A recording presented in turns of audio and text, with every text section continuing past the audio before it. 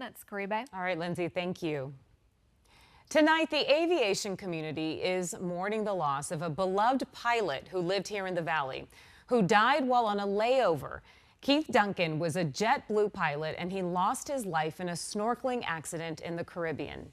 12 News journalist Bianca Bono is joining us live in studio, and she sat down with his friends and family today. And Bianca, they have to just be in disbelief. It's so hard to wrap your mind around what his family is going through. And guys, I also spoke to his two children, the two children that Keith Duncan has left behind.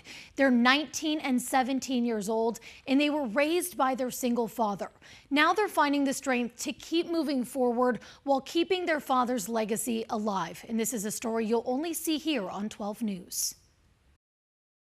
Hawaii and Jamaica. At just 19 and 17 years old, Theo and Tara Duncan have seen the world. He was always like, come on, push yourself, you gotta go outside your box, you gotta try new things. It's all because of their dad, Keith Duncan, a single father whose zest for life was contagious. He was really all about traveling the world and living life to the fullest. Duncan was a helicopter pilot with the Army, ultimately flying for JetBlue, skydiving, scuba diving, hiking, or skiing on his days off. A proud pilot, but an even prouder dad. Everything kind of happened so fast in the beginning that you don't really have any time to process what's going on. In March, while on a layover on the island of Curacao with his girlfriend, Duncan was snorkeling. An accident happened, and within minutes, he had drowned. His son studying in his dorm in his first year at ASU when he got the news. I was out of the dorm just like that. I was walking the street. I was trying to get an Uber, a taxi, get somewhere closer to my sister. Tara in Tucson for a Model UN class trip. The phone call from Theo was paralyzing.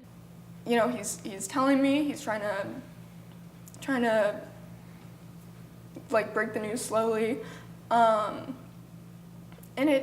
Like he said, it's kind of just like everything sort of froze. Their father and superhero died thousands of miles away while they were in Phoenix with no family that they knew of. It didn't seem real. It's still hard to this day, actually, to think about. Douglas Taylor is a pilot too and part of Duncan's aviation family. News of his sudden death sending shockwaves through the community. Austin to Austria, there was people around the world that had interacted with Keith that came out of basically the woodwork to help us out. He was a superhero. To Jake Cummins, raised by his mom, Duncan was a father figure. He had such a big impact on his community. Now that community is rallying around Theo and Tara, left to deal with documents and legal and financial challenges associated with losing a life in a foreign country, all on top of their own unimaginable grief. Just trying to do exactly what I thought he'd be proud of. So they're pushing forward as Theo continues to study computer science at ASU and Tara goes into her senior year of high school with dreams of becoming a doctor. They're sharing their father's adventurous life with the world, carrying his superhero spirit with them every step of the way. He did a lot more than a lot of other people would do in their entire lifespan, and I think that's really something to focus on when looking back at things.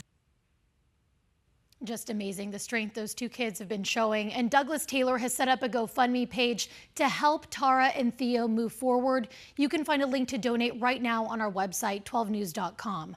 We're live in studio, Bianca Bono, 12 News. All right, Bianca, thank you.